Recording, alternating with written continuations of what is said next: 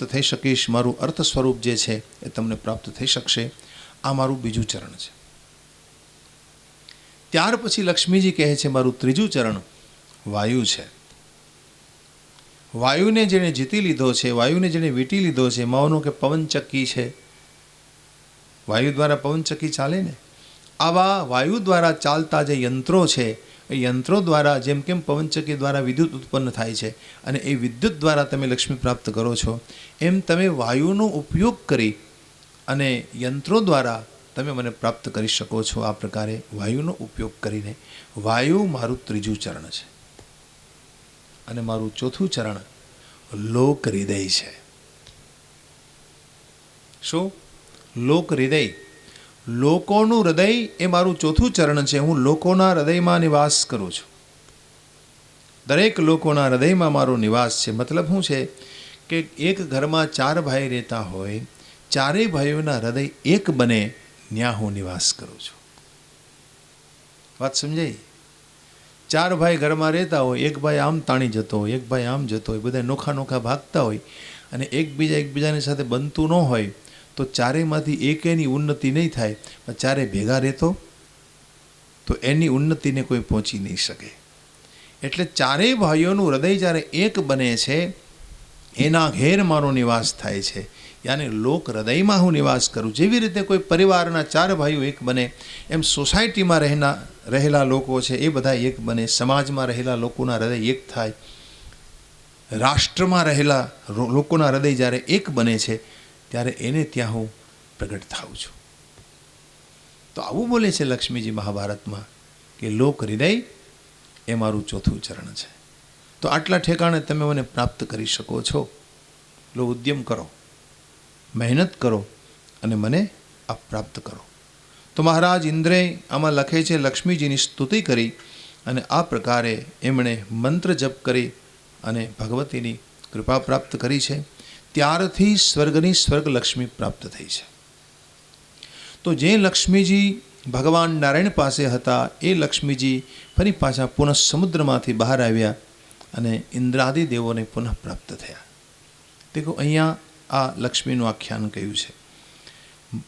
ભાગવતજીમાં, શ્રીમદ ભાગવતજીમાં લક્ષ્મીજી સમુદ્રમાંથી પ્રગટ થાય છે એનો એ કથામાં ત્યાં હેતુ આખો અલગ છે.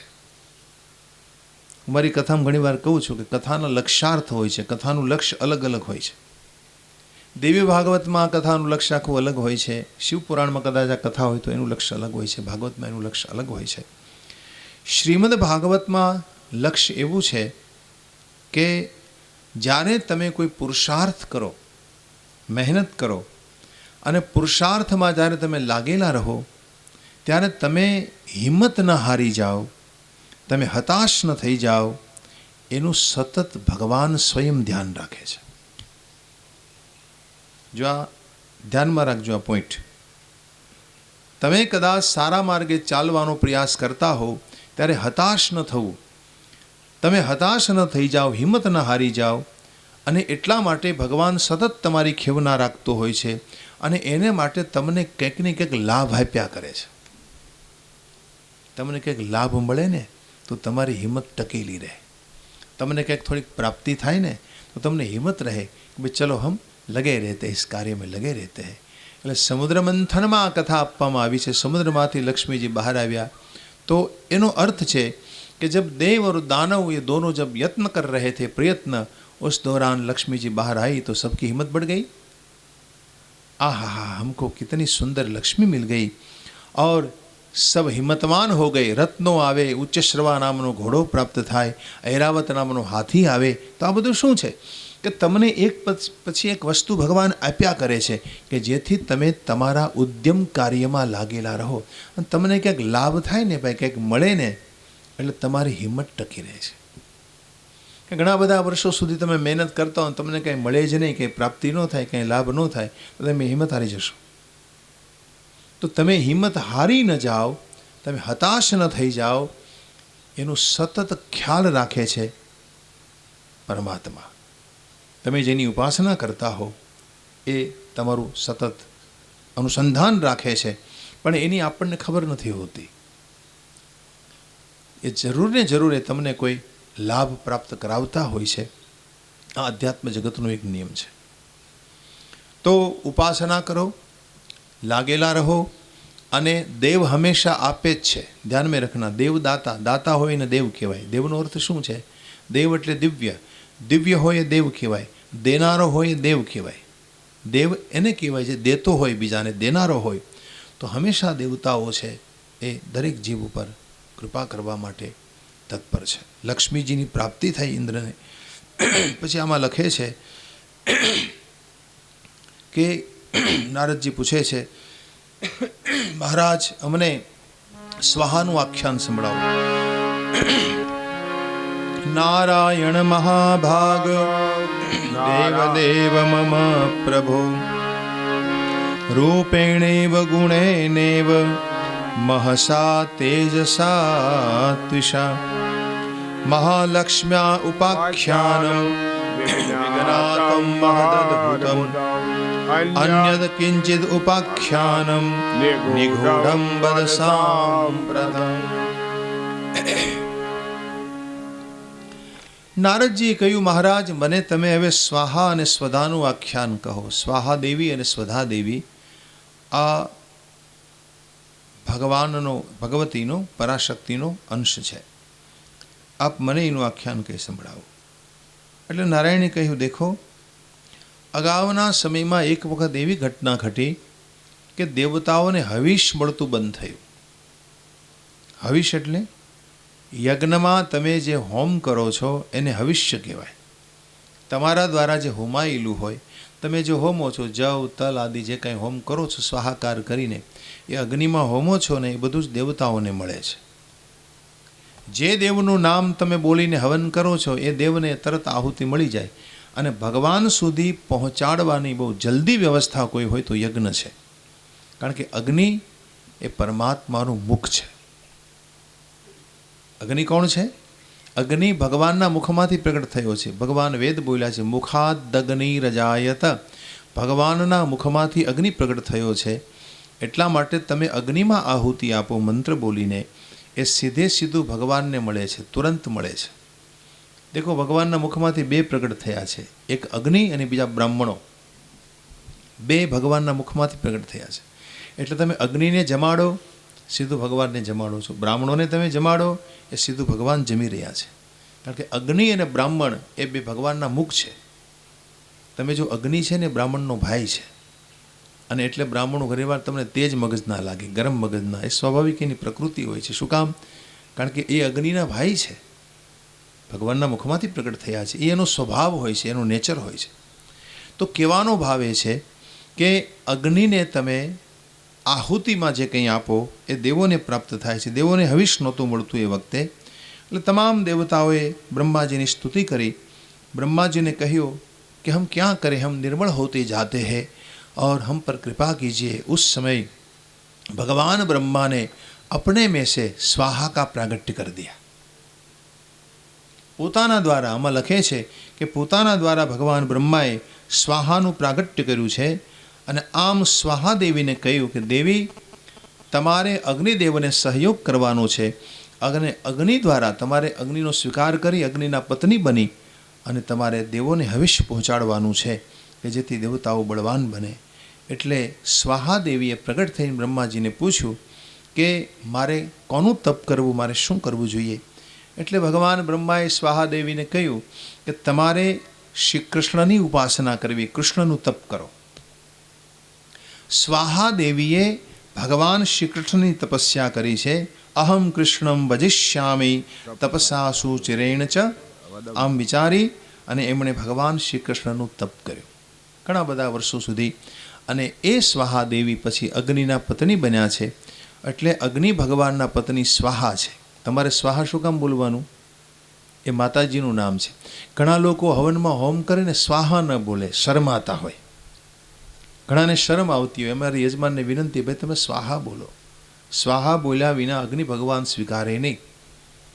બ્રાહ્મણને સ્વાહા બોલવાનું ન હોય. તમે હવન પોતે હવનમાં હોમ યજ્ઞમાં હોમ કરતા હો તો તમારે બોલવું પડે. ઓમ અગ્નએ સ્વાહા, જોરથી બોલવું પડે.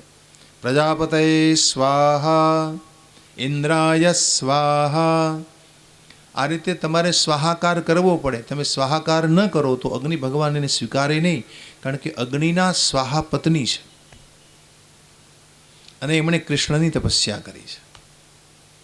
બ્રહ્માજીએ કીધું કે હે સ્વાહા, તમે આ દેવતાઓનું મારું કામ કરી આપ્યું, તમે કૃષ્ણ ભક્તા છો, હવે પછી તમે આ હવિષ્યને ગ્રહણ કરી અને અગ્નિ દ્વારા દેવતાઓ સુધી તમે પહોંચાડશો. હું તમારી ઉપર પ્રસન્ન થયો છું. તમારી કંઈ ડિમાન્ડ ખરી, માંગ ખરી, શું ઈચ્છા છે? અને સ્વાહાએ કહ્યું, દેવ બ્રહ્માજી, એક ઈચ્છા મને રહી ગઈ છે, કૃષ્ણ મારા પતિ બને. સ્વાહાને કહા, કૃષ્ણ પ્રત્યે મને અનુરાગ છે અને કૃષ્ણ મારા પતિ બને, આવી વ્યવસ્થા કરી શકશો? એટલે કહ્યું, હા દેવી, તમે શ્વેતવારાહ કલ્પમાં જન્મ લઈને આવશો. કોને ત્યાં? નગ્નજીત નામના રાજાની પુત્રી બનશો. તમારું નામ પડશે નાગ્નજીતી અને એ નાગ્નજીતીના રૂપમાં તમે પ્રગટ થશો. એ વખતે કૃષ્ણાવતાર થશે અને ભગવાન શ્રી કૃષ્ણ તમારો સ્વીકાર કરશે. ભગવાન અષ્ટપટરાણીઓને પરિણ્યા, એમાં એક છે નાગ્નજીતી. એ स्वाहा अवतार है. नग्नजीती जो है वो स्वाहा का अवतार मानी गई है, ऐसा इसमें लिखा है. तो स्वाहानी इच्छा भगवाने कृष्णावतार धर्यो ए वक्ते पूरी करी है.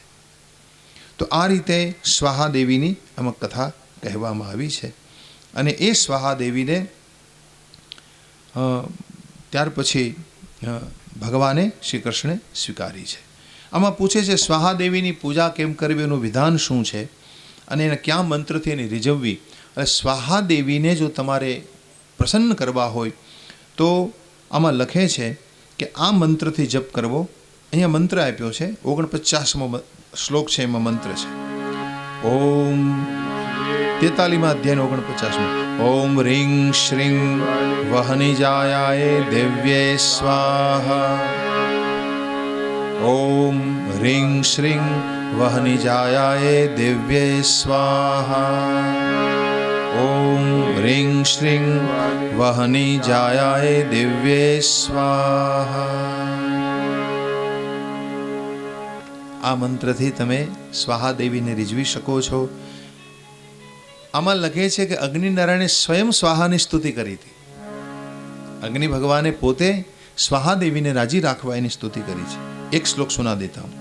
स्वाहा वहनी प्रिया वहनी जाया संतोषकारिणी शक्ति क्रिया कालदात्री परिपाक करे ध्रुवा गति सदा नराणां च दाहिका दहन क्षमा संसार सार रूपा च घोरा संसार तारिणी देव जीवन रूपा च देह पोषण कारिणी.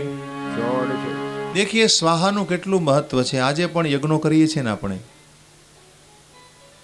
સ્વાહાની કૃપા હોય ને તમારી ઉપર તો તમારા બધા યજ્ઞો પૂર્ણ થાય છે અને તમારા યજ્ઞોથી દેવો પ્રસન્ન બને છે. કારણ કે દેવતાઓ સુધી તમારું કોઈ પણ કાર્ય પહોંચાડનાર, તમારું હવિષ પહોંચાડનાર સ્વાહા દેવી છે. એટલે હંમેશા ઘણા લોકો આમ હવનમાં હોમતા ન હોય ને તો એમ થાય આપણે સ્વાહા ક્યાં બોલવું, બધાએ સ્વાહા બોલાય. તમે હવન ન કરતા હો, તમારે હાથે એમાં હોમ ન કરતા હો તો તમારે સ્વાહા શબ્દનો ઉચ્ચાર કરવો જોઈએ.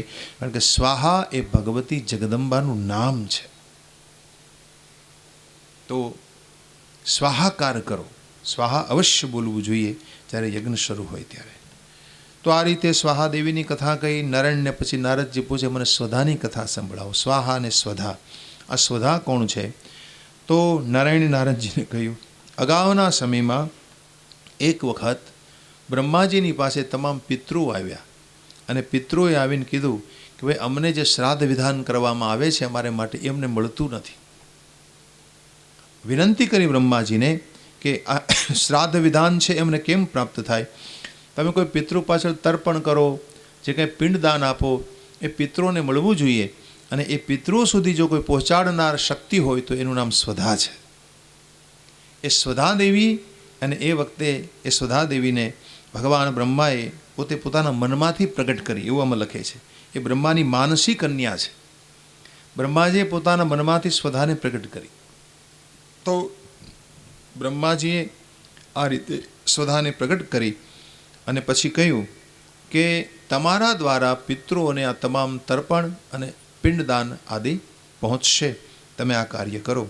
અને સ્વધા દેવીએ આ પ્રકારે એ કાર્ય સ્વીકાર્યું. એટલે આજે પણ તમે કોઈ પિતૃને પિંડદાન આપો કે તર્પણ કરો ત્યારે બોલવું પડે છે, પિતૃભ્ય સ્વધા, આમ બોલવું પડે. સવારમાં તમે ઉઠી ભાદરવો મહિનો હોય અને ભાદરવા મહિનામાં પૂનમથી શ્રાદ્ધ શરૂ થાય ને, પૂર્ણિમાથી શ્રાદ્ધ શરૂ થાય, તો આમાં કેટલા એવા છે મને બતાવો કે 16 શ્રાદ્ધ નાખે છે? નાખો છો ને? બહુ સારી વાત છે.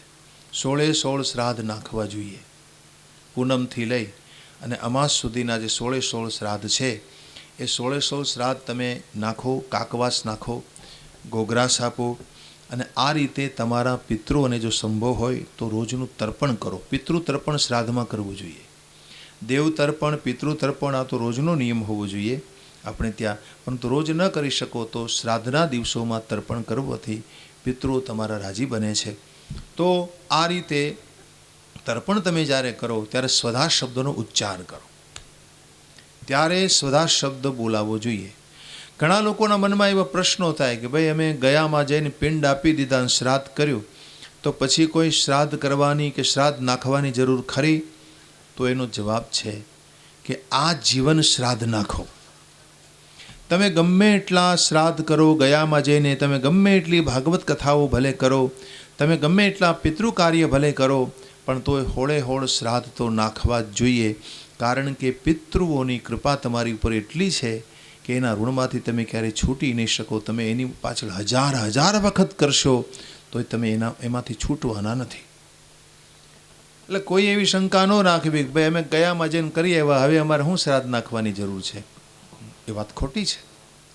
જ્યાં સુધી તમે ભૂતળ ઉપર છો, અહીંયા જ્યાં સુધી તમારું જીવન છે ત્યાં સુધી હોળે હોળ શ્રાદ્ધ નાખો. કરવાનું શું છે? ખાલી સવારમાં ખીર બનાવો, ખીર બનાવીને તમે કાકવાસ નાખો પિતૃને અર્પણ કરવા માટે. જો કાગડા ન આવતા હોય ને તો ગૌ માતાને આપી દો. આજે કાગડાઓની સંખ્યા ઘટી ગઈ છે. જેમ જેમ કળિયુગ આવશે ને તેમ તેમ કાગડાઓની સંખ્યા ઘટતી જવાની છે. કળિયુગનો નિયમ છે. અને કાગડો છે માંસભક્ષી છે, એટલે ઘણીવાર છે ને ખીર ન આરોગે તમારી, અને કાગડાઓ ન હોય ને તો એમનો વિચારું કે કાકવાસ કેમ નાખવી. એટલે તમે તમારા પિતૃઓને માટે અર્થે જે કાકવાસ નિર્ણય કર્યો હોય, નક્કી કરી હોય, એ તમારે ગાયને આપી દેવાની. ખીર રોજ આપો પિતૃઓને નિમિત્તે, પછી ભોજન કરવાનું છે. શ્રાદ્ધના દિવસોમાં હંમેશા પવિત્ર રહેવાનું. શ્રાદ્ધનું તમારા પિતૃ માટે તમે જે બનાવો છો જો એ પવિત્રતાથી બનાવો. જે દિવસે તમારા બાપુજીની તિથિ હોય, માની લો કે બીજની તિથિ હોય, ત્રીજની, ચોથની, પાંચમની, તે દિવસે ખાસ બ્રહ્મ ભોજન કરાવો. બ્રાહ્મણોને જમાડો. તમારા ઘેરે આવીને તમારે હાથે રસોઈ બનાવી તમે એને જમાડો, અથવા તો બ્રાહ્મણો કે ગમે જાતે બનાવી લેશું તો એ રીતે. અને 1-2 બ્રાહ્મણો નહીં, ઘણા બધા જમાડો. જો ભગવાને તમને સમર્થતા આપી હોય તો બ્રહ્મ ભોજન અવશ્ય કરાવો. તો શ્રાદ્ધ વિધાન કરવું બહુ જરૂરી છે મેરે ભાઈ બહેન. કારણ એ છે કે તમે તમારા મા બાપના ઋણમાંથી ક્યારેય છૂટી શકતા જ નથી. અને એ પિતૃકર્મ જ્યારે જ્યારે તમે કરવા બેસો ત્યારે સ્વધાને યાદ કરો. સ્વધા, આ સ્વધા માતાજીને પિતૃકર્મ કોઈ પણ કરતા હો, શ્રાદ્ધનું કર્મ કરતા હો, અથવા તો તર્પણ આદિ કરતા હો, પિંડદાન આપતા હો, ત્યારે અવશ્ય બોલવું પિતૃભ્ય સ્વધા. સ્વધા શબ્દ બોલો. શ્રાદ્ધ નાખો ત્યારે, કાકવાસ આપો ત્યારે, ગોગ્રાસ આપો ત્યારે પિતૃભ્ય સ્વધા, પિતૃભ્ય સ્વધા, પિતૃભ્ય સ્વધા. આમ 3 વખત બોલી અને શ્રાદ્ધ નાખો. તમારા પિતૃ પ્રસન્ન થશે. કારણ કે સ્વધા દ્વારા પિતૃ સુધી આ તમારું બધું પહોંચે છે. ઘણાના મનમાં એવો પ્રશ્ન હોય કે ભાઈ અમારા પિતૃ તો 7 પેઢીના છે, 7 પેઢી પહેલાં અન્યને જે પિતૃ છે એને શું આ બધું મળતું હશે? ઘણાને એમ થાય કે અમારા પિતૃએ શું જન્મ નહીં લઈ લીધો હોય તો એની પાછળ આ બધું નાખવાનું અમારે. ઘણા આવા પ્રશ્નો કરતા હોય. આ બધાય ખુલાસા હું તમને આપું છું. જેના દ્વારા, જે પરિવારમાં તમે આવ્યા, જેના દ્વારા તમને શરીર મળ્યું છે, એને માટે તમારું શરીર જ્યાં સુધી આ ભૂતળ ઉપર હોય ત્યાં સુધી કર્યા જ કરવું પડે છે. કારણ કે તમે એના દ્વારા આવ્યા છો, એના પરિણામના સ્વરૂપે તમે આ ભૂતળ ઉપર છો. આ શરીર એણે આપ્યું, મન એણે આપ્યું, સંસ્કાર એણે આપ્યા, સંપદા એણે આપી, જે કાંઈ છે બધું એનું છે. આપણા બાપનું છે આ બધું, આપણું નથી. આ બધું એણે આપ્યું છે, અને એણે આપ્યું છે ને એટલે એને માટે તમે જેટલું કરો એટલું ઓછું. બીજું કે કદાચ આ જગત છોડીને જતા રહ્યા હોય, ભલે એણે બીજો જન્મ લઈ લીધો હોય, પણ બીજો જન્મ લઈ લીધા પછી તમે એના માટે અહીંયા જે કરો ને એ એને મળે છે, એને પ્રાપ્ત થાય છે. બધા બીજે ઠેકાણે ભલે બીજી યોનિમાં એ હોય, ગમે ત્યાં હોય, તમારા દ્વારા અહીં જેટલું થાય એને માટે એને મળ્યા વિના રહેતું નથી. મળે છે, મળે છે ને મળે છે. તમે જો આપણને ઘણી વખત કોઈ અનાયાસ લાભ થઈ જતો, કોઈ ધર્મ લાભ થઈ જાય, અર્થ લાભ થઈ જાય, અચાનક લાભ થઈ જાય. શું કામ થાય છે? એ આપણા પૂર્વજન્મના જો કોઈ આપણા વંશજો હોય કે જે પરિવારમાં આપણા છોકરાઓએ કોઈ આપણી પાછળ પિતૃકર્મ કર્યું હોય ને, ભલે તમે આ જન્મ લઈ લીધો હોય, પણ તમારા છોકરાઓએ અગાઉના જન્મમાં તમે જેને જન્મ આપ્યો અને એને જે કર્મ કર્યું હોય ને એ તમને આ જન્મમાં મળે છે. મેળા વિના રહેતું જ નથી. ઘણા કે આ પિંડ દાન આપો, પિંડ, અરે ભાઈ પિંડ તમે જળમાં મૂકો ને ત્યારે એ પિંડ જળમાં મળી જાય છે, જળભૂત બને, એ જળ વાયુભૂત બને, વાયુ અગ્નિભૂત બને, અને એ અગ્નિ છે ને એ આકાશ તત્વમાં લીન થાય, અને તમે દીધેલું છે એ આકાશ તત્વ દ્વારા એ જીવ સુધી પહોંચે. પહોંચાડવાનું કામ અગ્નિ કરે છે, તો એ અગ્નિભૂત બની આ પ્રકારે તમારા પિતૃઓ સુધી પહોંચે છે. એટલે તમે જે કંઈ કરો છો એ ક્યારેય વ્યર્થ જતું નથી, નકામું જતું નથી. અને તમે રામાયણ સાંભળ્યું હોય, એમાં લખ્યું છે ભરતજીએ હજાર વખત કર્યું, 1000 વખત. ભરતજીએ એના મા બાપને માટે, પિતા માટે 1000 વખત શ્રાદ્ધ કર્યું હશે. પછી રામને ખબર પડી ચિત્રકૂટમાં, તો ભગવાને પણ 1000 વખત કર્યું. કારણ કે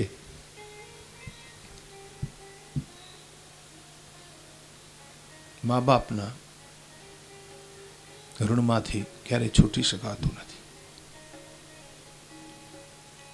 એટલે પિતૃ પાછળ ખૂબ કરો, વારે વારે કરો. એવું નથી ચાલો એક કથા કરી લીધી, હવે અમારે બીજી કરવાની શું જરૂર છે. ઘણા લોકો એમ કે 71 પેઢી તરી જાય ને ભાગવતથી, એક કથા તો કરી. ઘણા એમ કહેતા હોય. પિતાજીના મૃત્યુ પછી 1 વર્ષની અંદર તમે એની પાછળ કથા કરો ને તમારા બાપુજીને જ મળે. અને એમ છે વર્ષે શ્રાદ્ધ આવે એનું 1 વર્ષ પહેલાં એની પાછળ કરો તમે, એ તમારા પિતાને સીધું એ પુણ્ય પ્રાપ્ત થાય. એમાં પછી કોઈ બીજા પિતૃનો ભાગ ન લાગે. આ બધો શાસ્ત્રીય નિયમ છે. અને મારી પાસે તો એવા યજમાનો છે જે દર વર્ષે ભાગવત કરે, દર વર્ષે. જરાય ઉત્સાહ ઓછો નહીં, કોઈ જાતની કચાશ નહીં, કોઈ જાતનો લોભ નહીં. રોજના જેટલા આવે એટલાને જમાડે, માન સન્માનપૂર્વક બધાને સાચવે, દર વર્ષે કથા કરે. તમે કલ્પના કરો. અને જરાય એમ નહીં, એમ ન લાગે તમને કે ભાઈ આ વર્ષેનો ઉત્સાહ જરા ઓછો જણાય છે. બિલકુલ નહીં. પ્રતિદિન, પ્રતિવર્ષ ઉત્સાહમાં વધારો થતો જાય. તો કહેવાનો ભાવ કે પિતૃ પાછળ તમે જેટલું કરો ને ભાઈ એટલું કમ છે. કોઈ તીર્થમાં જાઓ તમે, માની લો કોઈ તીર્થમાં જઈને ત્યાં તર્પણ કરો. ઘણા લોકો છે ને ત્યાં તીર્થના બ્રાહ્મણોથી ડરતા હોય, ભાઈ આપણી પાસેથી લઈ લેશે તો કંઈક, આપણને લૂંટી લેશે તો, આપણી પાસે કંઈ વધારે લઈ લેશે તો. બ્રાહ્મણોથી ડરવાનું નહીં, ડૉક્ટરોથી ડરો. બ્રાહ્મણોથી ન ડરો. એ લઈ લઈને શું લેવાનો છે? એ યાચક છે. વધીને શું માગવાનો છે? તમે એને વધીને 500 રૂપિયા વધારે આપશો, એ વધારે શું માગવાનો છે? પણ તીર્થના ગોરને રાજી રાખો. તમારા તીર્થમાં તમે ગયા હો ને તો તમારાથી તીર્થનો ગોર ભલે 15 મિનિટની વિધિ કરી અને 500 રૂપિયા આપો, ખુશી થઈ જાય, રાજી થઈ જાય. ડૉક્ટર ખાલી હાથ પકડવાના, તમારી પાસે 500 લઈ લેશે. આમ નાડી પકડવાના. કેમ આપો છો તમે? ત્યાં કંઈ દલીલ કરો છો? તો તીર્થના ગોળથી ઘણા ડરતા હોય કે ભાઈ આ કંઈક લઈ લેશે તો. અરે ભાઈ એને આપો, એને રાજી કરો, કારણ કે એનો હક છે. તીર્થમાં જ્યારે જાઓ ત્યારે એને પ્રસન્ન કરો, એને માટે કંઈક લઈ જાઓ, એને રાજી રાખો, એને ખુશી રાખો. અને સાથે સાથે બહુ પ્રેમપૂર્વક ત્યાં તર્પણ કરો, પિંડદાન કરો. દેખો ભાઈ, બ્રાહ્મણોને દેવામાં જેટલી કચાશ કરશો ને એટલો હરિ તમને ઓછું આપશે. કારણ કે પરમાત્માને બ્રાહ્મણો ખૂબ વાલા છે, પ્રિય છે. બ્રાહ્મણ પ્રિય ભગવાનને બ્રાહ્મણો બહુ પ્રિય છે, એને ખુશી રાખો. અને પિતૃઓને રાજી રાખવા માટે તો બ્રાહ્મણ પૂજા બહુ જરૂરી છે. એટલે કોઈ પણ તીર્થમાં જાઓ, કોઈ પણ કર્મ કરાવો ત્યારે વારંવાર એને પ્રસન્ન રાખો. એમ નહીં માનો કે એક વખત કર્યું હવે શું કરવું, આવું નહીં માનો. વારંવાર કરો, વારંવાર શ્રાદ્ધ કરો, 16 શ્રાદ્ધ નાખો. આ બધા ખુલાસા આપણા શાસ્ત્રોમાં છે, એ જ હું આપને કહી રહ્યો છું. એ જ આપણે તે ગ્રંથ છે ગોરખપુર પ્રેસનો શ્રાદ્ધ કલ્પ, વાંચી લેજો. ગોરખપુર પ્રેસમાંથી મળે છે શ્રાદ્ધ કલ્પ.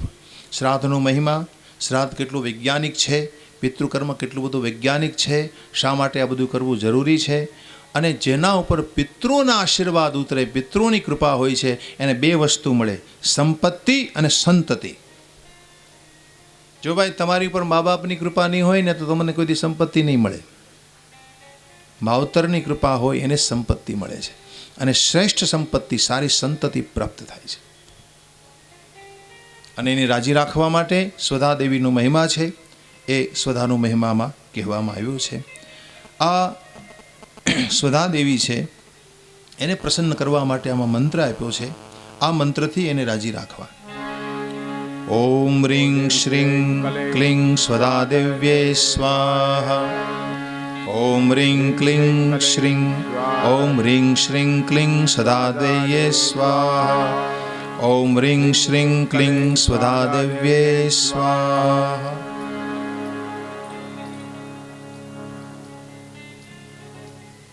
આમાં એક વાત બહુ સરસ લખી છે કે શરદ ઋતુ હોય ને, શરદ ઋતુના કૃષ્ણ પક્ષની 13 મઘા નક્ષત્ર હોય. મઘા નક્ષત્ર હોય તેથી શ્રાદ્ધના દિવસે પૂજન કરીને શ્રાદ્ધ કરવું. કોનું? સ્વધા દેવીનું પૂજન કરી તેથી શ્રાદ્ધ કરવું. ખાસ પ્રકારે શરદ ઋતુમાં કૃષ્ણ પક્ષની 13 એટલે કે ભાદરવા મહિનામાં શરદની અસર હોય છે. એટલે ભાદરવા મહિનાની કૃષ્ણ પક્ષની 13 પણ તમે લઈ શકો. અને શરદ પૂર્ણિમા પછીની જો 13 લેવી હોય તો એ પણ લઈ શકો તમે. પણ મઘા નક્ષત્ર હોવું જોઈએ. ભાદરવા મહિનાની વદ પક્ષમાં જો મઘા આવે તો એને લેવું, અને કૃષ્ણ પક્ષમાં આસુ માસમાં આવે મઘા તો મઘા નક્ષત્રમાં શ્રાદ્ધનો દિવસ હોય જે દિવસે, તેથી પૂજન કરીને શ્રાદ્ધ કરવાથી અને આ મંત્ર જપવાથી સ્વધા દેવી પ્રસન્ન થાય તમારી ઉપર. બહુ અમુક નક્ષત્રમાં અમુક કાર્યો કરવા છે ને તમને તરત ફળ આપે. બહુ જરૂરી વસ્તુ છે કે અમુક નક્ષત્રોમાં જ અમુક કાર્ય કરવા, તો જેથી તમને ફળ પ્રાપ્તિ થાય છે. નારાયણ કહે છે આ રીતે. પછી દેવતાઓએ પણ સ્વધાની સ્તુતિ કરી છે, પિતૃઓએ પણ એની સ્તુતિ કરી, એને રીઝવ્યા છે. પછી નારાયણ કહે છે કે હું તમને દક્ષિણાનું પ્રાગટ્ય બતાવું છું. સુશીલા નામની એક ગોપી હતી, એ જ દક્ષિણા રૂપે પ્રગટ થયા છે. રાધાજીના શ્રાપને કારણે એણે દક્ષિણા રૂપે પ્રગટ થવું પડ્યું. એ વખતે ભગવાન શ્રી કૃષ્ણે કહ્યું કે તમે નારાયણની પાસે જશો અને એ સુશીલા નામની જે ગોપી એ દક્ષિણાનું રૂપ ધરી, આમાં એમ લખે છે કે એ પહેલાં લક્ષ્મીજીમાં પ્રવેશ કરી ગયા અને લક્ષ્મીજીએ એને દક્ષિણા નામના સ્ત્રી રૂપે પ્રગટ કર્યા અને એ દક્ષિણા છે એ યજ્ઞની પત્ની બન્યા.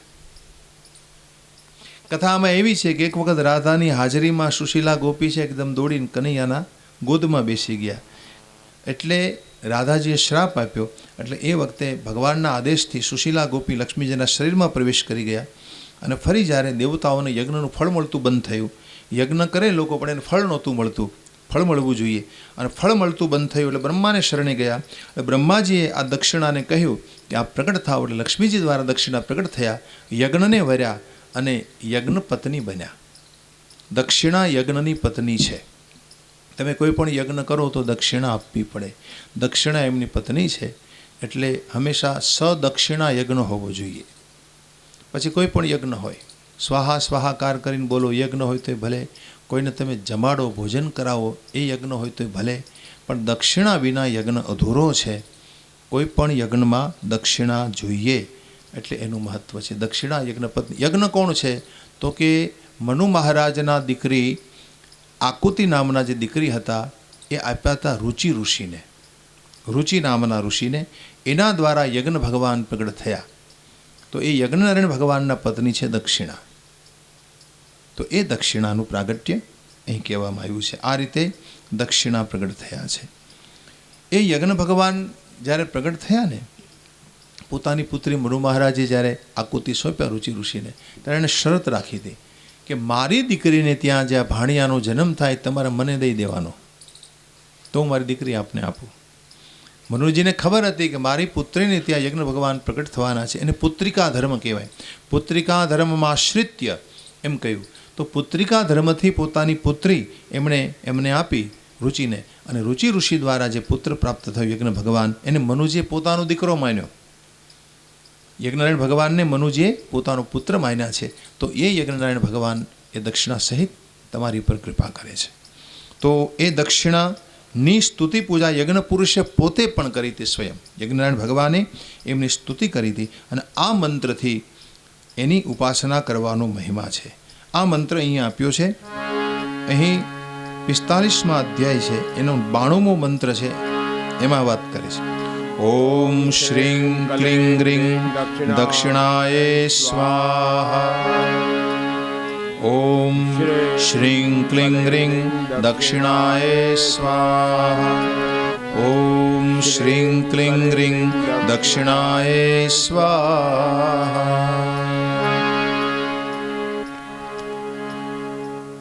तो ये मंत्र है. नारद ने पूछा कि महाराज आपने मुझे दक्षिणा की कथा सुना दी, अब षष्ठी देवी के ध्यान की कथा सुनाइए. षष्ठी देवी की कथा आप मुझे सुना दीजिए. तो नारायण ने कहा सुनो. पहले के समय में मनु जी हुए और मनु के बेटे थे प्रीवत. आ प्रीवत नामना राजा હતા. એમણે વિવાહ કર્યા પછી એમને ત્યાં જે પ્રથમ સંતાન થયું એ પ્રથમ સંતાન માતાના ગર્ભમાં મૃત્યુ પામ્યું. હવે એ વખતે પ્રીવતે પોતાના ગુરુદેવને પૂછ્યું. એટલે ગુરુદેવે એમ કહ્યું કે તમારી ઉપર ષષ્ઠી દેવીની કૃપા નથી, એટલે તમારા બાળકનું મૃત્યુ થયું છે. તો કોઈ બાળક માતાના ગર્ભમાં મૃત્યુ પામે અથવા તો જન્મ પછી મૃત્યુ પામે તો સમજવું કે તમારી પર ષષ્ઠી દેવીની કૃપા નથી. ષષ્ઠી દેવી એનું બીજું નામ દેવસેના છે. દેવસેના કહો યા ષષ્ઠી દેવી કહો, દરેક માણસે દરેક મહિનાની કારતકથી લઈ અને છેલ્લા આસુ મહિના સુધીના શુદ્ધ પક્ષની છઠ્ઠી જે હોય એ ષષ્ઠીને દિવસે દેવીનું પૂજન કરવું જોઈએ. એટલે ષષ્ઠી દેવીની પૂજા કરવાનો મહિમા અહીં કહેવામાં આવ્યો ગુરુદેવ દ્વારા. અને આમાં લખે છે કે પ્રીવત રાજાએ એના ગુરુના કહેવા પ્રમાણે એમણે ષષ્ઠી માતાની ઉપાસના કરી, પૂજા કરી. ષષ્ઠી દેવી પ્રગટ થયા અને એમણે કહ્યું હું તમારા પુત્રને પુનર્જીવિત કરું છું. આમ ષષ્ઠી દેવીએ પ્રીવતના બાળકને પુનર્જીવિત કર્યો. એસા અહીંયા લિખા હૈ. મહાજ્ઞાનેન સા દેવી જીવ્યામાસ લાલયા. મહાદેવીએ પોતાના આ યજમાન પ્રીવતના બાળકને જીવંત કર્યું. રાજા દદર્શ તંગ બાલમ સસ્મિતમ કનક પ્રભમ. મહારાજે બાળકને જોયું, કનક સમાન જેની પ્રભા હતી, સુવર્ણ જેવી, અને એ પ્રસન્ન થયા છે.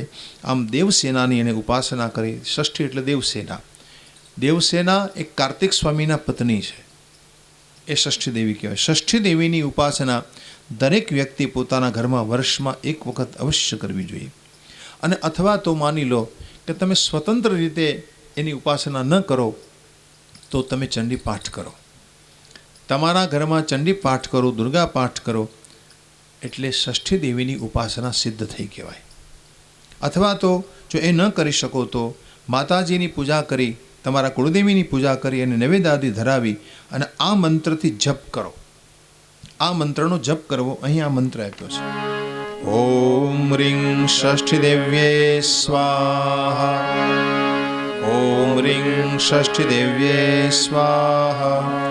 ઓમ રીં ષષ્ઠી દેવ્યે સ્વાહા. અહીંયા સ્તોત્ર પણ આપ્યું છે. જો સંભવ હોય તો સ્તોત્ર બોલવું. વાંછાપ્રદમ ચ સર્વેષાં ગૂઢં વેદેષુ નારદ. નમો દેવ્યે મહાદેવ્યે સિદ્ધયે શાંતે નમો નમઃ. સુખદાય મોક્ષદાય ષષ્ઠે દેવ્યે નમો નમઃ. સૃષ્ટયે ષષ્ઠાંશ રૂપાય સિદ્ધાય ચ નમો નમઃ. બહુ સુંદર મંત્રો છે. આ પ્રકારે આ સ્તોત્રનો પાઠ કરવો. ષષ્ઠી દેવીની પૂજા જેના ઘરમાં થતી હોય એ નારીની પણ ભગવતી રક્ષા કરે છે. જે નારી કાકવંધ્યા એટલે બાળકને જલ્દી જન્મ ન આપતી હોય એવી, એના ઉપર માં ભગવતીની કૃપા થાય છે, એને ત્યાં બાળકનો જન્મ થાય છે. જે નારીના બાળકો મૃત્યુ પામતા હોય, નારી મૃત વત્સા ચસ્તયા ભવેત વર્ષ શ્રુત્વા લભેત પુત્રમ, જે ષષ્ઠી દેવીની પૂજા કરે આવી નારીને 1 વર્ષમાં જ પુત્ર પ્રાપ્તિ થાય છે ષષ્ઠી દેવીના પ્રસાદથી, આવું લખે છે આમાં. પછી જેના બાળકો રોગી રહેતા હોય, રોગયુક્તે ચ બાલે ચ પિતા માતા શૃણોતિ ચ માસેન મુચ્યતે બાલ, અને એ બાળક ષષ્ઠી દેવીની પૂજાથી 1 મહિનામાં રોગમુક્ત બને છે. તો એ બધું ફલ કથાને અહીં આપ્યું છે. ષષ્ઠી દેવીની કૃપાથી બધું સંભવ છે. પછી નારાયણને પૂછે છે નારદજી કે મને મંગલચંડીની કથા સંભળાવો. મંગલચંડી અને મનસા દેવી આ બંને ઉપાખ્યાન વિશે પૂછ્યું. એટલે નારાયણ બોલ્યા છે કે દેખો, ત્રિપુરાસુરનો જ્યારે ભગવાન શંકરજીએ વધ કર્યો એ વખતે કેમે કરીને એ ત્રિપુરાસુરને મારી નહોતા શકતા, એનો વધ નહોતા કરી શકતા. એ સમયે સાક્ષાત ભગવતી દુર્ગાના શરીરમાંથી જે ચંડી પ્રગટ થઈ એ મંગલચંડી છે. એ મંગલચંડીના સહયોગથી ભગવાન શંકરજીએ ત્રિપુરાસુરનો નાશ કર્યો, એનો વધ કરી શક્યો ભગવાન શંકરજી. તો મંગલચંડીનો સહકાર એને લેવો પડ્યો. એ મંગલચંડીથી વિશ્વનું મંગલ થાય છે, અને એ મંગલચંડીની ઉપાસના દરેક વ્યક્તિએ કરવી જોઈએ. પોતાના ઘરમાં પૂજ્યામાસ તાંગ ભક્ત્યા દેવી મંગલચંડિકામ, એને પાદ્ય અર્ઘ્ય આચમન નૈવેદ વસ્ત્ર ચંદન પુષ્પ અલંકાર આદિથી માને રાજી કરવી મંગલચંડીને. અને આ મંત્રથી, આ મૂળ મંત્ર છે એનો, આ મંત્રથી એને પ્રસન્ન કરવી. આ મંત્રનો જપ કરવો. ઓમ રીં ક્લીં સર્વપૂજ્યે દેવી મંગલચંડિકે હું હું ફટ સ્વાહા. આ મંગલચંડીનો મંત્ર છે. ઓમ રીં ક્લીં સર્વપૂજ્યે દેવી મંગલચંડિકે હું હું ફટ સ્વાહા. ઓમ રીં ક્લીં સર્વપૂજ્યે દેવી મંગલચંડિકે હું હું ફટ સ્વાહા. આ મંત્ર જપથી મંગલચંડીને પ્રસન્ન કરી શકાય છે. મંગલચંડીની પૂજા સર્વ કામદ છે, તમારી બધી કામનાઓને પૂર્ણ કરે છે, કલ્પવૃક્ષ સમાન છે. અને આ મંત્રના 10 લાખ જપ કરો એટલે મંત્ર સિદ્ધ બને છે. એમાં કહે છે નારાયણ નારદજીને કે દેખો નારદ, મંગલચંડીની સ્તુતિ સ્વયં મહાદેવજીએ કરી હતી. મહાદેવજી એનું જે સ્તવન કર્યું એ સ્તવન મોટું છે, આમાં ઘણા મંત્રો છે, પણ 1-2 મંત્ર સંભળાવું છું. રક્ષ રક્ષ જગન માતર દેવી મંગલચંડિકે હારિકે વિપદામ રાશે હર્ષ મંગલકારિકે હર્ષ મંગલ દક્ષે ચ હર્ષ મંગલદાયિકે શુભે મંગલ દક્ષે ચ શુભે મંગલચંડિકે. આ બધા મંત્રો છે. તો इस प्रकार મંગલચંડીનું સ્તોત્ર બોલી મહાદેવજીએ આ રીતે મંગલચંડીની ઉપાસના કરી એ વખતે ત્રિપુરાસુરનો વધ કરી શક્યા હતા. દેખીએ, ભગવતી જગદંબાની જ્યારે કૃપા હોય છે ત્યારે જ તમે વિજયી બની શકો છો. ચાહે મહાદેવજી હોય તો ભલે, રામ હોય તો ભલે, કૃષ્ણ હોય તો ભલે, આ બધાને ભગવતીની ઉપાસના કરવી પડી છે. અને ભગવતીની ઉપાસના કરવી જ જોઈએ. દરેકના ઘરમાં માની ઉપાસના થવી જોઈએ. જો બ્રહ્માદિ દેવતાઓ એની ઉપાસના કરતા હોય તો પછી આપણે તો કરવી જ પડે ને. તમે 10 માથાવાળો રાવણ થયો ને લંકામાં, એનું નામ સાંભળ્યું છે. તમને એ ખબર છે કે 1 કલ્પમાં 100 માથાવાળો રાવણ જન્મીને આવ્યો હતો, પ્રગટ થયો હતો. શતમુખ રાવણ, અને 100 મસ્તક હતા. કથા સુનીએ કભી? સાંભળ્યું છે ક્યારે 100 માથાવાળો રાવણ? शास्त्रों में उसका भी उल्लेख है कि जैसे 10 मुख रावण हुआ वैसे शतमुख रावण भी एक बार हुआ. शतमुख रावण तंत्र ग्रंथों में एनो उल्लेख है. परशुरामजीए जे अमुक भैरवी रहस्य नामनो एक ग्रंथ लख्यो छे, एमणे एमां एणे उल्लेख कर्यो छे कि एक बार शतमुख रावण हुआ था. परशुरामजीए लख्યું છે આ शास्त्र. तो एक बार क्या हुआ कि शतमुख रावण के सामने राम ही जाते, राम ही गए युद्ध करने के लिए. लेकिन ये 100 माथावाळो रावण एवो महामायावी हतो कि राम एने केमे करीने जीती शकता नहोता. હવે ત્રિજટાએ આવીને जानकीजीને બધી हकीकत कही कि भाई पुरुषार्थ कर रहे हैं राम, लेकिन वो जीत नहीं पा रहे हैं। उस समय इसमें लिखा है, परशुराम जी ने कहा है कि सीता के शरीर में से एक भयंकर रूप प्रकट हुआ।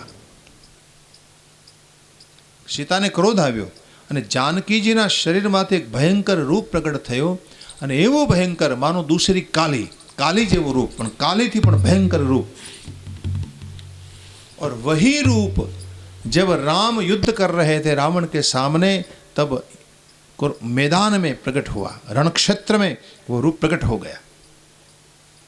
हाथ में भयंकर खड़ग लई अनेक प्रकारना अस्त्र शस्त्रों धारण करी અને આ રૂપ એ વખતે રણક્ષેત્રમાં પધાર્યું અને એમણે એકલીએ આ જગદંબાની આ એકલા સ્વરૂપે શતમુખ રાવણનો સંહાર કર્યો। ऐसी कथा लिखी है परशुराम जी ने स्वयं। परशुराम जी को पूछा किसी ने कि भाई ये रूप किस देवी का था, तो कहा यही रूप का नाम है भगवती तारा। 10 महाविद्या में एक महाविद्या है ना तारा, ये ताराનું स्वरूप છે। वो जानकी जी के शरीर में से प्रकट हुई थी भगवती तारा। જેમ તમે મહાકાલીની કેમ ઉપાસના કરો, મહાકાલી તંત્ર, તારા તંત્ર, ભૈરવી તંત્ર, छिन्नमस्ता तंत्र, घुमावती तंत्र, बगलामुखी तंत्र, षोडशी तंत्र, कमला तंत्र, आ बधी देवीओनी अलग अलग उपासना है। एमां तारानी उपासना जो तमारे करवी होय तो तमारे पहला 6 महीनानुं ब्रह्मचर्य जोईए। 6 महीनाना ब्रह्मचर्य पछी तमे ए उपासनामां ए तंत्रमां प्रवेश करो। ए तंत्र सिद्ध थया पछी पाछुं 6 महीनानुं ब्रह्मचर्य जोईए, तब ये उपासना सिद्ध होती है। और बड़ी कठिन उपासना है। तो ये तारा के द्वारा शतमुख रावण का संहार हुआ था। 100 मुख वालों रावण एक कल्प में आव्यो तो। 10 मुखनी तो घणी बड़ी बातों तमे सांभळी हशे, पर शतमुख के बारे में नहीं सुना होगा। तो हमारे शास्त्रों में बहुत सारे, जेने बधारे शास्त्रों वांच्या होय एनी जाणमां कोई कदाच होई शके। आ प्रकारे मंगलचंडी द्वारा भगवान शंकर जी त्रिपुरनो वध करी शक्या, एम शतमुख रावणनो पण वध करवा माटे भगवती ज ने आवुं पड्युं हतुं तारानुं रूप धरीने। तो महादेवजीए उपासना करी एमनी। हवे मनसा देवी विषे कहे छे, मनसा देवी छे एक कश्यप प्रजापतिनी मानसी कन्या छे। ब्रह्माजीना दीकरा कश्यपे पोताना मनमांथी प्रकट करी एने मनसा देवी कहेवाय छे। एनुं बीजुं नाम छे जरत्कारु, अने आ जरत्कारु ए बीजुं नाम ए जरत्कारु नामना ऋषि साथे पोते परणेला અને એના દ્વારા એમને આસ્તિક નામનો પુત્ર પ્રાપ્ત થયેલો। આ જે મનસા દેવી છે એના વિશે એમ કહેવાય છે કૃષ્ણ ભક્તા છે, શિવ યોગિની છે। એમણે પોતે યોગિની છે, એમણે ભગવાન શ્રી કૃષ્ણની ઉપાસના કરી છે। મનસા દેવીની ઉપાસના માટે એને પ્રસન્ન કરવા માટે એક મંત્ર આપ્યો છે। એ મંત્રથી એની સાધના કરવી મનસા દેવીની। ओम ह्रीं श्रीं क्लीं ऐं मनसा देव्ये स्वाहा। ओम ह्रीं श्रीं क्लीं ऐं मनसा देव्ये स्वाहा। ओम ह्रीं श्रीं क्लीं ऐं मनसा देव्ये स्वाहा। आ मनसा देवी छे ने एक कृष्णनी भक्त छे, कृष्ण उपासना करी एमणे ज्यारे कृष्ण ने प्रसन्न कर्या त्यारे एमणे आ मंत्र जप्यो तो मनसा देवीए। श्रीं ह्रीं क्लीं कृष्णाय नमः, श्रीं ह्रीं क्लीं कृष्णाय नमः, श्रीं ह्रीं क्लीं कृष्णाय नमः। ये मंत्र का जब मनसा ने किया था, और मनसा को अगर आप प्रसन्न करना चाहते हो तो अभी मैंने सुनाया वो मंत्र आप जपे। अने आ प्रकारे आ मूल मंत्र एनो जे तमारी तमाम कामनाओं पूर्ण करनारी भगवती मनसानी उपासना जे करे छे एने कोई दी सर्पनो भय नहीं रहे। आमां मनसा देवीना 12 नाम आप्या छे। ए 12 नामनो तमे पाठ करो तमारा घरमां कोई नाग के सर्पनो भय नहीं रहे। देखो नाग अने सर्प अलग अलग छे। नाग अने सर्प बने अलग अलग योनिओ छे। सर्प पण अलग होय छे, नाग पण अलग कहेवाय छे। ये थोड़ी अलग चर्चानो विषय छे। तो सुंदरकांड में मैं कई बार इसका मैं वर्णन करता हूँ जब सुरसा की बात आती है। सुरसा आवे छे, हनुमान जी की कसोटी करवा सुरसा है। सुरसा सर्पिणी है। तो सुरसा सर्प और नाग अलग होते। तो यहाँ 12 नाम आप्या छे। अहीं जरत्कारोना मनसाना ए 12 नामनो तमे जप करो તમારા ઘરમાં કોઈ સર્પનો ભય નહીં રહે. 12 નામ. જરતકારો જગદ ગૌરી મનસા સિદ્ધ યોગિની. 47મો અધ્યાય અને 51માં અડધા મંત્રથી શરૂ થાય છે. જરતકારો જગદ ગૌરી મનસા સિદ્ધ યોગિની વૈષ્ણવી નાગ ભગિની શૈવી નાગેશ્વરી તથા જરતકારો પ્રિયા આસ્તિક માતા વિષ હરેતિ ચ મહાજ્ઞાનયુતા ચેવ સા દેવી વિશ્વપૂજિતા. આ 12 નામ. 53માં મંત્રનો અડધા મંત્રોથી 12 નામ. પછી કહ્યું આ 12 નામ દ્વાદશૈતાની નામાની પૂજા કાલે તુય પઠેત તસ્ય નાગ ભયમ નાસ્તિ તસ્ય વંશદ્ભવસ્ય ચ નાગભીતે ચ શૈને નાગગ્રસ્તે ચ મંદિરે નાગશોભે મહાદુર્ગે નાગવેષ્ટિસ્ત વિગ્રહે. તો 12 નામનો જે પાઠ કરે છે એ તમામ પ્રકારના નાગભયથી મુક્તિ પામે છે. સવારમાં પૂજા સમયે તમારે આ 12 નામ બોલી લેવા. તમારા ઘરમાં નાગનો જો ત્રાસ હશે, મંદિરોમાં દેવ મંદિરોમાં, તમારા ઘરમાં આદિ કોઈ પણ સ્થાને, તો એમાંથી તમને મુક્તિ મળી જશે. આ પ્રયોગ કરવા જેવો છે. જો આ તકલીફ હોય તો અવશ્ય આ 12 નામનો પાઠ કરવો. એ મનસા દેવી છે, એ જરતકારુ મુનિને પરણ્યા. એમને ત્યાં આસ્તિક નામના મુનિનો જન્મ થયો હતો. એ આસ્તિક મુનિએ જન્મે જઈને સર્પયજ્ઞ કરાવેલો અને આ અટકાવેલો. જ્યારે જન્મે જે સર્પયજ્ઞ કર્યો એ વખતે એને શાંત કરેલો અને આ રીતે આસ્તિક મુનિ સર્પના ભાણે જ ગણાયા છે. એ મનસા દેવી આજે પણ હરિદ્વાર ક્ષેત્રમાં બિરાજે છે, જેને મનસા દેવી કહે છે. લોકો એનું દર્શન કરી ધન્ય બને છે. મનસા દેવીની મહારાજ ઇન્દ્રે પણ સ્તુતિ કરી. એનું પણ પૂજા વિધાન અહીં આપ્યું છે. ક્યાં સ્તોત્રથી એની પૂજા કરી એ પણ કહ્યું છે. નારદ પૂછે છે કે હવે મને તમે સુરભી દેવીની કથા સંભળાવો. મને તમે સુરભીનું આખ્યાન કહો. કાબા સુરભી દેવી ગોલોકદા ગતા. એ ગોલોક ધામ કેમ પહોંચી સુરભી દેવી એ મને કહો. નારાયણે બહુ સુંદર કથા કહી. એક વખત ભગવાન રાધિકાનાથ રાસમંડલમાં રાસ કરી રહ્યા છે. ભગવાન કૃષ્ણ રાસ में डूबे हैं.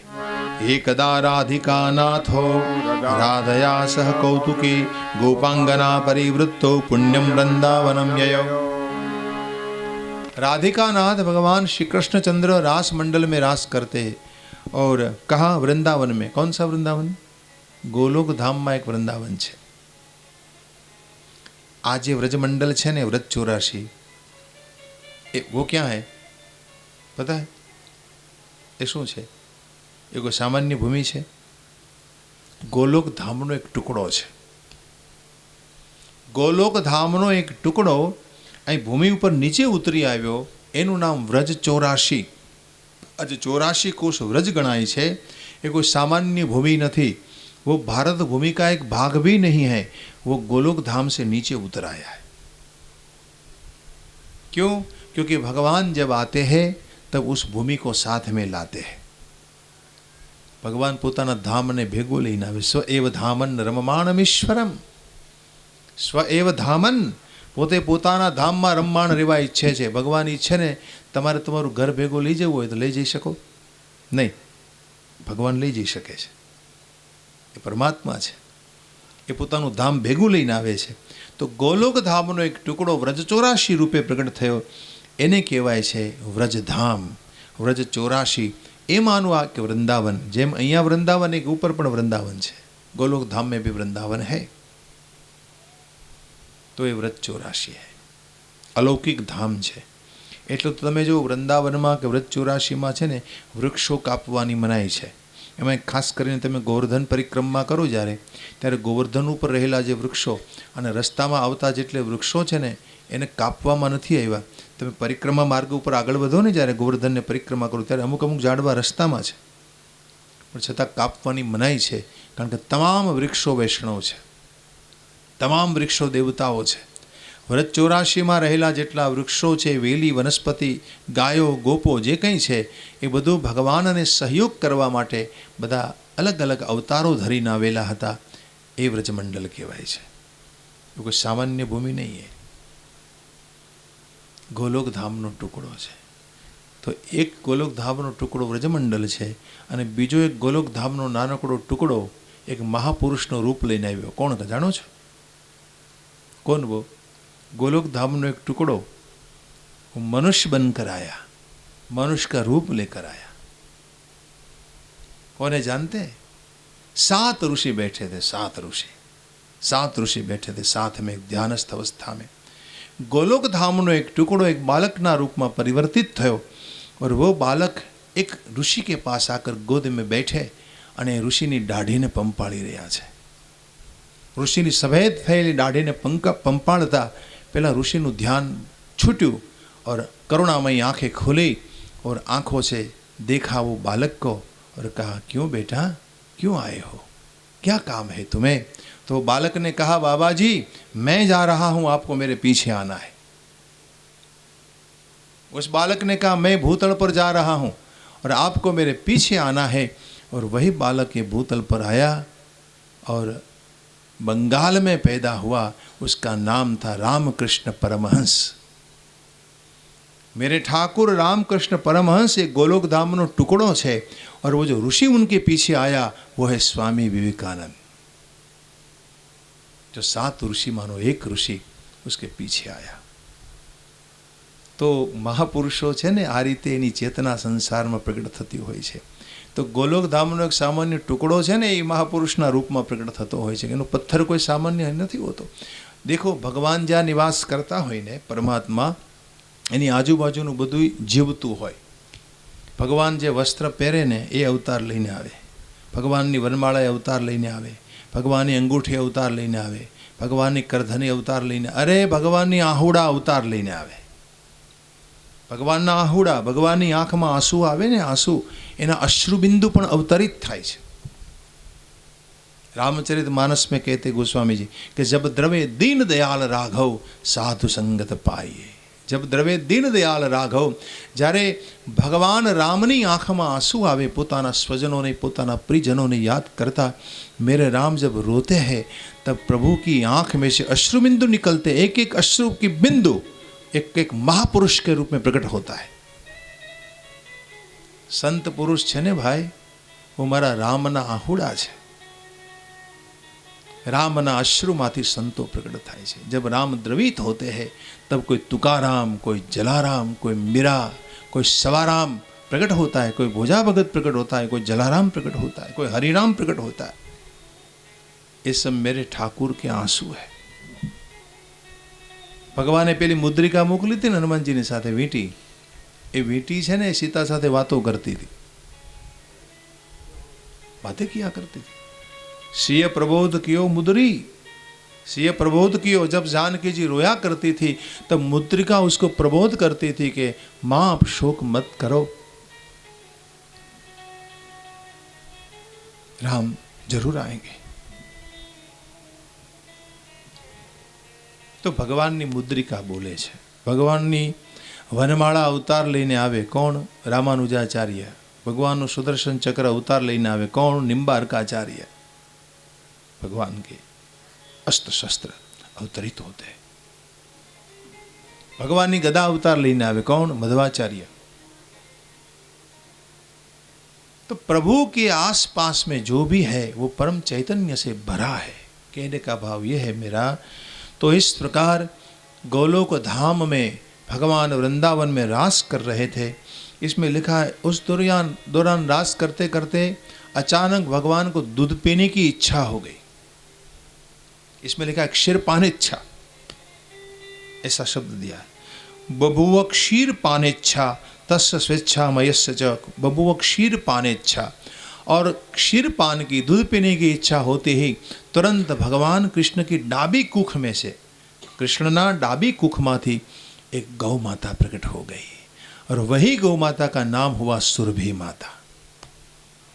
आमां लखे छे कि सुरभि माताना थनुमांथी एटલું दूध वह्યું, एटલું दूधનો સ્ત્રાવ થયો અને મોટા મોટા સરોવરો ભરાયા, दूधना मोटा तळावो भराया।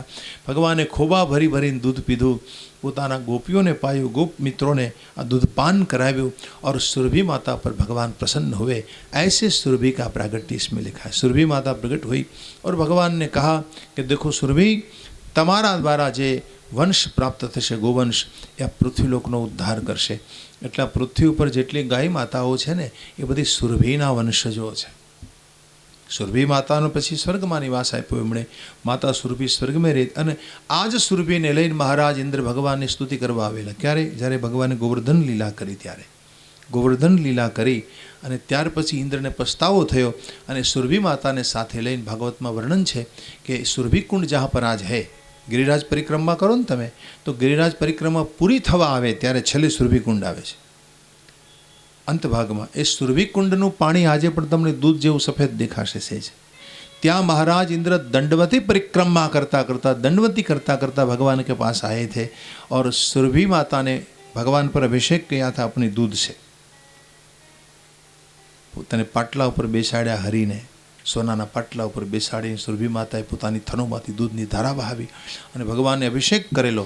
આ એ સુરભી માતા ભગવાન શ્રી કૃષ્ણની કૂખમાંથી પ્રગટ થયા છે, ડાબી કૂખમાંથી. और प्रभु ने दूधपान किया, सबको दूध पिलाया.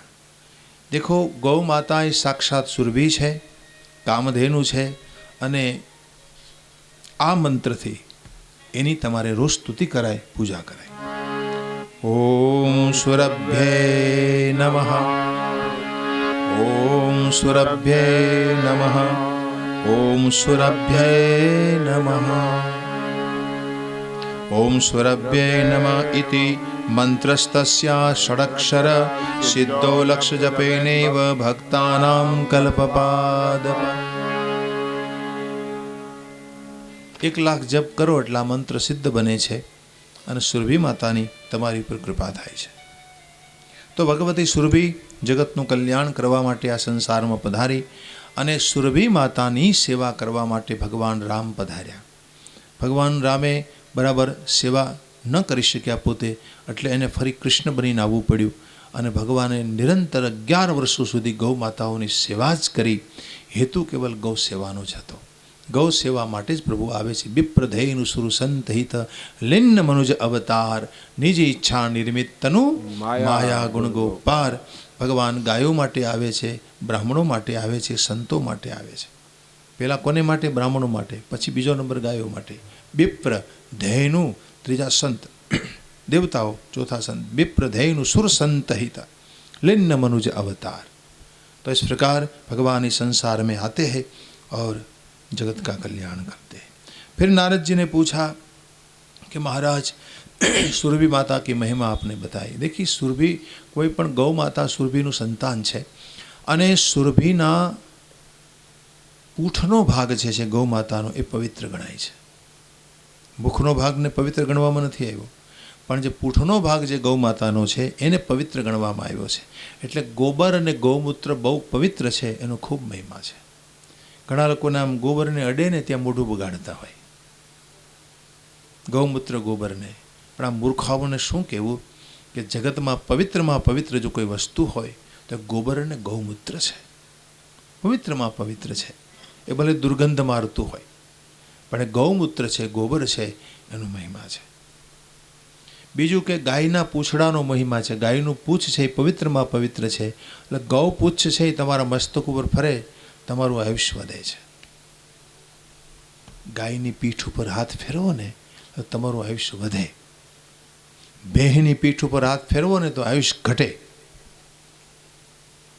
એટલે ભેંસની પીઠ ઉપર કોઈ દી થાપા ન મારવો, આયુષ્ય ઘટી જશે. હાથ ન ફેરવો. શું કામ? શું કામ એવું થાય? ભેંસનો દીકરો કોણ? પાડો. કોનું વાહન? યમરાજાનું. શું કરે? આયુષ્યને હરે.